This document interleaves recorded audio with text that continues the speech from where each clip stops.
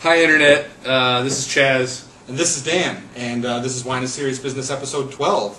Thanks for watching. We've got a guest today, our friend Grant Shaffer.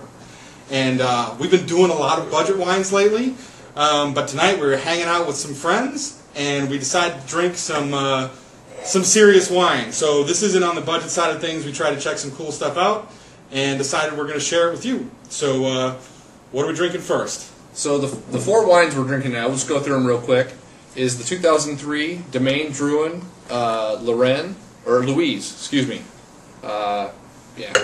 Big wine 2003.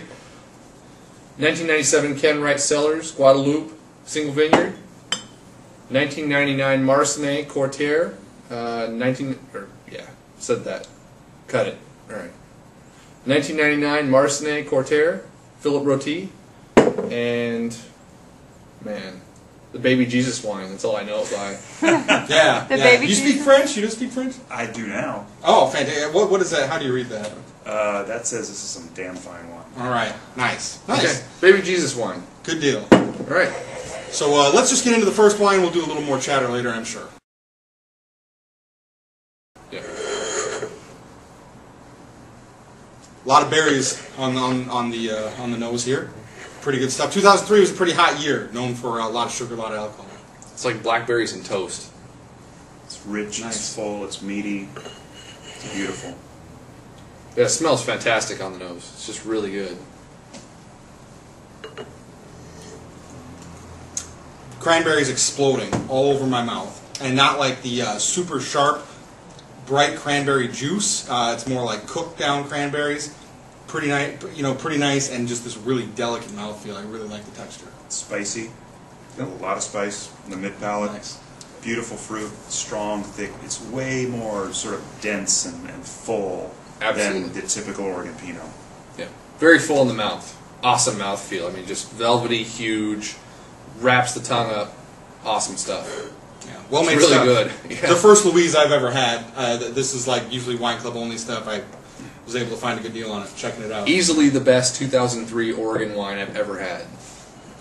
Yeah, Bar would you none. say this is like 2 barrels of this made a year, you think? Something like that. Yeah, it's barrel select and pretty limited release. Crazy. And look, it has wax. It must be good. Fancy. 92 points for me. I'll agree. 92 points.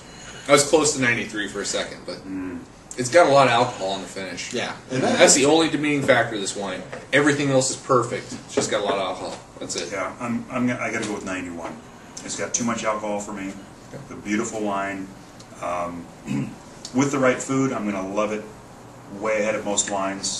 But as a sort of a classical Oregon Pinot Noir sense, it's a little bit out of my boundary. What would you serve it with? Grant's a big food guy.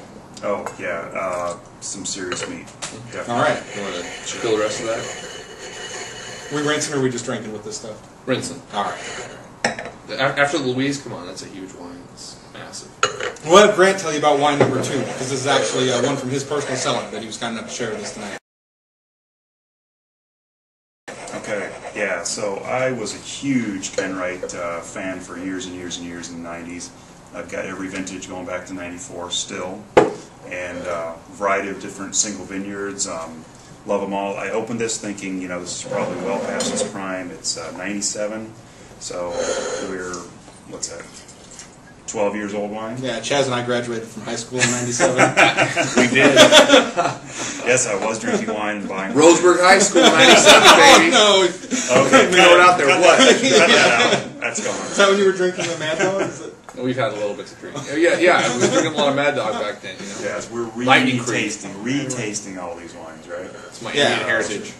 Anyway. But, I was expecting this wine to be gone, well past its prime, no fruit left, and, well, let's give it a taste. All right.